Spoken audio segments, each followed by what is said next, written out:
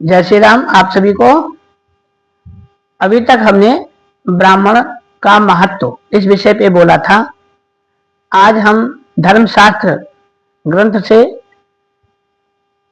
ब्राह्मण के संबंध में कौन ब्राह्मण मान्य है और पंक्ति पावन ब्राह्मण है, इस पर हम बताने जा रहे हैं। मनुस्मृति के दूसरे अध्याय के 150वें और 154वें श्लोक में इस प्रकार से आया है। ब्राह्मण से जन्मना करता स्वधर्म से चा शासता बालोपि विप्रो वृद्धस्य पिता भवति धर्मता न हाय नैर्न पालितेन वित्तेन न बंधुभिः ऋषयश्चक्रे धर्म योनुचाना सनो महान। जो ब्राह्मण संस्कार आदि कर्मों से द्विज बनाता है और वेदादि के व्याख्यानों से धर्म उपदेश करता है, यह ब्राह्मण बालक होने पर भी धर्म पूर्वक बूढ़ों के लिए भी पिता के समान माननीय है। बड़ी अवस्था, सफेद केश, थन और बहुत संबंधी के रहने पर कोई बड़ा नहीं होता। महर्षियों ने निश्चय किया है कि जो लोग अंगों के सहित वेदों को जानते हैं वही लोग श्रेष्ठ हैं। अपांगतयो पहता पंक्ति पाव्यते यर्द्योत्तमैः तानि बोधत कार्तस्नेन द्विजाग्न्याग्नि पंक्ति पावनान अग्र्या सर्वेषु वेदेषु सर्वप्रविष्टेषु च श्रोत्रियान् वज्राश्चैव विज्ञेयः पंक्ति पावनः त्रिकाणाचिकेतः पंचाग्निर् सुपर्णः त्रिसुपर्णः पंगवित् ब्रह्मदेयात् संतानो जेठ सामक एव च वेदार्थवित् प्रवक्ता च ब्रह्मचारी सहस्रता शतायुतश्चैव विज्ञेया ब्राह्मणा पंक्ति पावना। तो यहाँ पर ऐसा कहा गया कि पराशर स्मृति के 6वें अध्याय के 52-53 श्लोकों में इसी प्रकार से है और 56-57 श्लोक में है कि स्नेह, लोभ, भय अथवा अज्ञान से किसी पर अनुग्रह करने से उसका पाप ब्राह्मण को लग जाता है। पराशर स्मृति 6 के अध्याय के 51-52 श्लोक में, शतातप स्मृति 29 श्लोक में भी ऐसा है।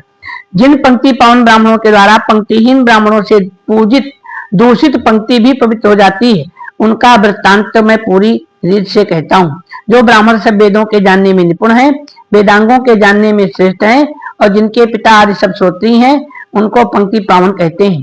त्रिनाचिकेत, पंचाग्नि, त्रिसुपर्ण के विषय में अभी बता रहा हूँ। 6 वेदांग जानने वाले ब्राह्म विवाह से विवाही हुई स्त्री के पुत्र ब्राह्म विवाह से विवाही हुई स्त्री के पुत्र हैं। जेठ सामक अर्थात साम वेद का आरण्यक भाग जानने वाले, वेद का अर्थ जानने वाले, वेद का वक्ता, ब्रह्मचारी, बहुत दान करने वाले और 100 वर्ष की अवस्था वाले ब्राह्मण पंक्ति पावन कहे जाते हैं। यहाँ पर ब्राह्म विवाह से विवाही हुई स्त्री से विवाह करने वाले के पुत्र ही को ब्राह्मण माना गया है। तो अब यजुर्वेद के अनुसार को पढ़ने और जानने और उसके नियम व्रत को करने वाले को त्रिनाचिकेत कहते हैं। श्रौत स्मार्त अग्निहोत्र करने वाला ब्राह्मण पंचाग्निहोत्री होता है। दक्षिणाग्नि, गार्हपत्याग्नि, वनियाग्नि, सभ्याग्नि और आवसध्याग्नि, ये 5 अग्नि हैं और ऋग्वेद के होत्र कर्म को पढ़ने, जानने और उसमें लिखे हुए नियम व्रत को करने वाला ब्राह्मण त्रिसुपर्णवान कहा जाता है। शंख स्मृति 14 अध्याय के 5-8 श्लोक में अथर्वण को जानने वाले योगी, ध्यान परायण और पत्थर तथा सोना को जानने वाले ब्राह्मण को भी पंक्ति पावन लिखा है। गौतम स्मृति 15 अध्याय के अंक में लिखा है कि स्नातक वेद का मंत्र भाग और ब्राह्मण को जानने वाले और धर्मज्ञ ब्राह्मण भी पंक्ति पावन है। वशिष्ठ स्मृति 3 अध्याय के 22 अंक में है कि वाजस्नेयी संगीता को जानने वाले, वेद का मंत्र भाग और ब्राह्मण भाग को जानने वाले धर्म अध्यापक और इसकी माता और पिता के वंश में 10 पीढ़ियों से वेद पढ़ने की परंपरा चली आती है। ये ब्राह्मण भी पंक्ति पावन है। उसन स्मृति 4 अध्याय के 30वें-7वें श्लोक में लिखा है कि सोमपान में निरत, धर्मज्ञ, सत्यवादी, ऋतुकाल में अपनी स्त्री से गमन करने वाले, अथर्ववेद पढ़ने वाले, रुद्राध्यायी, गुरु, अग्नि और देवता की पूजा करने वाले, ज्ञाननिष्ठ, सदा अहिंसा में तत्पर, दान नहीं लेने वाले और सदा दान लेने वाले ब्राह्मण भी पंक्ति पावन होते हैं। अब इसी में आते हैं 11वें अध्याय में मनुस्मृति के विधाता शास्ता वक्ता मैत्रो ब्राह्मण उच्चते तस्मै नास कुशलम ब्रूयान्न शुष्काम गिरमीरेत। वेद कर्मों के करने वाले, शिष्य आदि की शिक्षा देने वाले, धर्म के व्याख्यान करने वाले और सब प्राणियों के मित्र भाव रखने वाले ब्राह्मण यथार्थ में ब्राह्मण कहने योग्य हैं। कोई उनको बुरा अथवा रूखा वचन ना कहे। 12वें अध्याय में आता है मनुस्मृति के यथाजात बलो वन्य हत्याद्रानवानपि द्रुमान् तथा दहति वेदज्ञः कर्मजं दोषमात्मनः। वेदशास्त्रार्थ तत्त्वज्ञो यत्र तत्राश्रमे वसन् यहैव लोके तिष्ठन्स ब्रह्म भूयाय कल्पते। जैसे प्रचंड अग्नि हरित वृक्षों को भी जला देता है, वैसे ही वेदज्ञ ब्राह्मण अपने कर्म जनित दोषों को नष्ट कर देता है। वेद और शास्त्रों के तत्वों को जानने वाला ब्राह्मण किसी आश्रम में रहे, इसी लोक में ब्रह्म रूपता को प्राप्त हो जाता है। अत्रि स्मृति में इस प्रकार से आया है। आजकल सोशल मीडिया पे एक विवाद चल रहा है इस श्लोक को कि मनुस्मृति में जन्मना जायते शूद्रो आया है, जबकि जन्मना जायते शूद्रो अभी वहाँ हमको मनुस्मृति में इस प्रकार का श्लोक नहीं प्राप्त होता, लेकिन अत्रि स्मृति का इसी संबंध में एक श्लोक प्राप्त है। यहाँ पर जन्मना ब्राह्मणो गेया संस्कार द्विजोच्यते विद्यायाति विप्रत्तम श्रोत्रिय स्त्रीभिरेव च वेद शास्त्राणि अधीते यः शास्त्रार्थ च निबोधयेत् तदासौ वेदवित् प्रोक्तौ वचनं तस्य पावनम्। एकोपि वेदविद् धर्मं यं व्यवस्येत् द्विजोत्तमः स गेयः परमो धर्मो नाज्ञा नाम युतायुतैः। ब्राह्मण के घर में जन्म लेने से ब्राह्मण कहा जाता है, संस्कार होने से द्विज कहलाता है, विद्या पढ़ने से विप्र होता है और इन तीनों के होने से श्रोत्री कहा जाता है। 138, 39, 140, 141 श्लोकों का इस प्रकार से भाव है। वह वेदविद कहलाता है, उसका वचन पवित्र है। एक भी वेदविद ब्राह्मण जिस धर्म का जो निश्चय करके कर दे वो उसी को परम धर्म मानना चाहिए, किंतु 100,000 मूर्ख ब्राह्मण कहें उसको नहीं मानना चाहिए। व्यास स्मृति इसी संबंध में कहती है मीमांसते चयो वेदान षड्विरंगै सविस्तरै इतिहास पुराणानि सा भवेद वेद पारगाः। जो ब्राह्मण विस्तार से संपूर्ण वेद 6 वेदांग इतिहास तथा पुराण का विचार करता है उसको वेद पारक कहते हैं।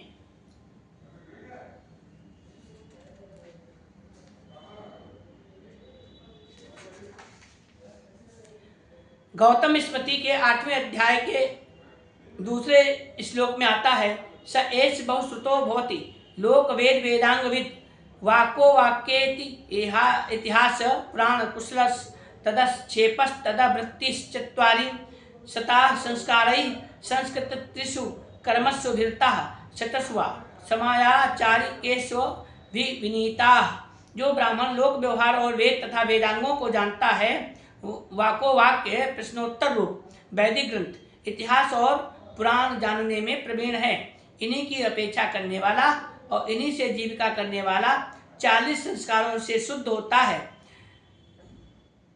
तीसरे वेद कर्म पढ़ना, 3 कर्म है वेद पढ़ना, यज्ञ करना और दान लेना।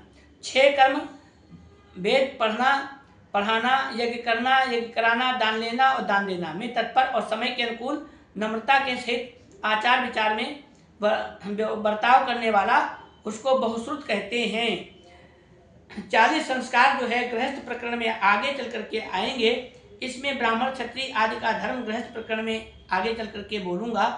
आपस्तम्भ स्मृति के 10वें अध्याय में अपमान से तप की वृद्धि होती है, सम्मान से तप का ह्रास होता है। अर्चित और पूजित ब्राह्मण दुही जाती हुई गौ के समान खिन्न हो जाता है, किंतु जैसे जल से उत्पन्न तृणों को खाकर वह गौ पुष्ट हो जाती है, वैसे ही आप और होम जप और होम करने से ब्राह्मण फिर उन्नति प्राप्त करता है। अब वशिष्ठ स्मृति में 6वें अध्याय में आता है, 6वें अध्याय के 21वें और 22वें मंत्र में योगस्तपो दमो दानम सत्यम शौचम दया सुतम विद्या विज्ञानमास्ति क्या मेतद ब्राह्मण लक्षणम। ये शांत दानता श्रुतिपूर्ण कर्णा जितेन्द्रिया प्राण वधान निवृत्ता प्रतिग्रहे संकुच संकुचिताग्रह गृहस्थास्ते ब्राह्मणास्तारयितुं समर्था। योग, तपस्या, इंद्रियों का संयम, दान, सत्य, शौच, दया, वेद विज्ञान, आस्तिकता, ये सब ब्राह्मण के चिन्ह हैं। जो ब्राह्मण सब प्रकार से इंद्रियों के दमन करने वाले हैं, जिनके कान वेदों से परिपूर्ण हैं, जो जितेंद्रीय और जीव हिंसा से रहित हैं और दान लेने में संकोच करते हैं, ऐसे ब्राह्मण मनुष्यों के तारने के लिए समर्थ हैं। लघु आश्लायन स्मृति में वर्ण धर्म प्रकरण में इस प्रकार से आया है। वेद विद विज हस्तेन सेवा संगृह्यते यदि न तस्य वर्धते धर्म श्रीरायु क्षीयते ध्रुवम्। संतुष्टो येन केनापि सदाचार पारायणः पराधीनो द्विजो न स्यात् सप्तरेत भवसागरम। जो मनुष्य वेद और शास्त्र पढ़े हुए शास्त्र के अर्थ को बताने वाले ब्राह्मण के हाथ से अपनी सेवा करवाता है, उसके धर्म की वृद्धि नहीं होती और उसकी लक्ष्मी तथा आयु क्षीण हो जाती है।